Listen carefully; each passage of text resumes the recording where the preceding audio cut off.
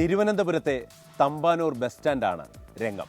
ഇതാ വടക്കോട്ടുള്ള ഒരു ബസ് വന്ന് നിൽക്കുന്നു. അതിൽ കയറിക്കൂടാനുള്ള പതിവ് തിക്കും തിരക്കും. ഈ തിരക്കിനിടയിൽ ഒരാൾ നിൽപ്പുണ്ട്. ആ മനുഷ്യനെ പക്ഷേ ആരും തിരിച്ചറിഞ്ഞില്ല. അറിയണമെന്ന് അദ്ദേഹമൊട്ട് ആഗ്രഹിച്ചിട്ടുമില്ല. എന്തായാലും തിരക്കിനിടയിൽപ്പെട്ട് അദ്ദേഹവും ബസ്സിനുള്ളിൽ കയറി. പതിവായി കയ്യിലുള്ള ബാഗ് ഒരു കൈയിലും മറുകൈ ബസ്സിന്റെ മുകളിലെ കമ്പിയിലും പിടിച്ചു നിന്നു. ആ മനുഷ്യനെ ആരോ ഒരാൾ തിരിച്ചറിഞ്ഞു. അദ്ദേഹം സീറ്റ് കൊടുത്തു.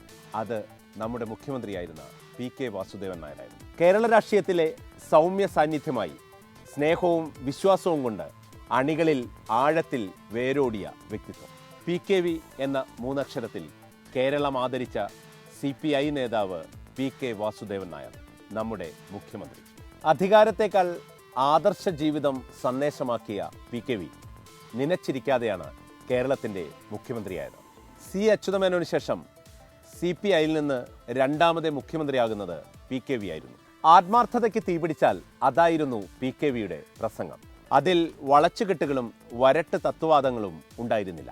വാക്കുകളും ചിന്തകളും ഹൃദയത്തിൽ നിന്ന് ഹൃദയങ്ങളിലേക്ക് പ്രവഹിച്ചു. അതിൽ സ്വയം വിമർശനവും പ്രത്യയശാസ്ത്രപരമായ കടന്നാക്രമണങ്ങളും ഉണ്ടായേക്കാം.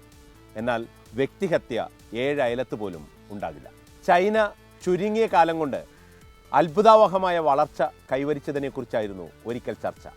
അതിനിടയിൽ സ്വയം വിമർശനത്തോടെ PKV പറഞ്ഞു, ചൈനീസ് കമ്മ്യൂണിസ്റ്റ് പാർട്ടിയുടെ നയരൂപീകരണ സമിതിയിൽ 40 വയസ്സിന് താഴെയുള്ള എഞ്ചിനീയർമാരും കാർഷിക വിദഗ്ധരും സാമ്പത്തിക ശാസ്ത്രജ്ഞന്മാരുമാണ് ഉള്ളത്. ഇന്ത്യയിലാകട്ടെ 81 വയസ്സ് തികഞ്ഞ എന്നെപ്പോലെയുള്ളവരെയാണ് കമ്മ്യൂണിസ്റ്റ് പാർട്ടി ലോക്സഭയിലേക്ക് തിരഞ്ഞെടുത്തയക്കുന്നത്. പിന്നെ എങ്ങനെ നമ്മുടെ രാജ്യം പുരോഗമിക്കും? ഇങ്ങനെ ചോദിക്കാൻ PKV അല്ലാതെ മറ്റാരാണ് ഉള്ളത്?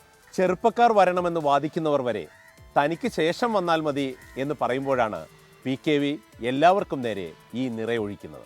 1957 മുതൽ പലതവണ ലോക്സഭാംഗമായ PKV 1978 AK ആന്റണിയുടെ രാജിയെ തുടർന്നാണ് മുഖ്യമന്ത്രിയാകുന്നത്. ഒടുവിൽ ഇടതുപക്ഷ ഐക്യം യാഥാർത്ഥ്യമാക്കാൻ വേണ്ടിയാണ് PKV മുഖ്യമന്ത്രി സ്ഥാനം ഒഴിഞ്ഞത്.